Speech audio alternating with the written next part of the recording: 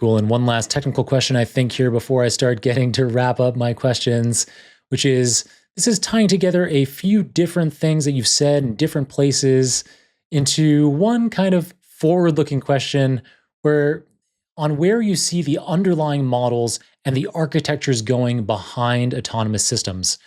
For the last couple of years, two active areas of discussion have been about one, how much to rely on large language models, like really big ones, versus smaller specialized LLMs. And then another big area of discussion, too, is how much to push the boundaries of model context, or whether it even makes sense to have million token contexts, considering retrieval systems and tools are continually improving to fill in the gaps.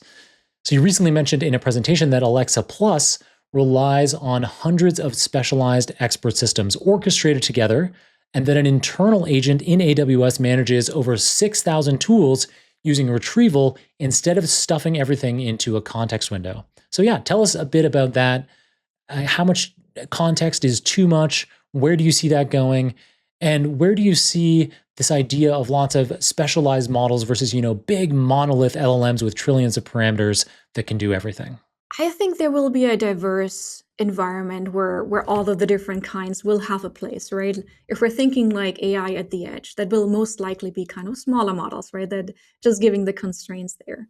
I think for a lot of tasks, the models will be the larger models that have the reasoning capabilities in all kinds of different shapes and sizes.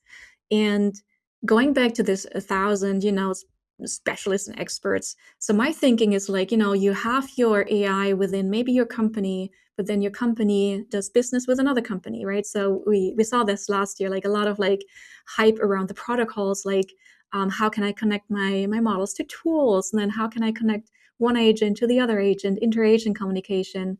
So I think it's pretty much still an open area for research. What's the best approach here to build this? And there are a lot of components, I think, still being built. But my understanding and my thinking of how the future looks there is like, we're basically entering a stage where we'll have what I call like every single interaction will be an agentic AI call.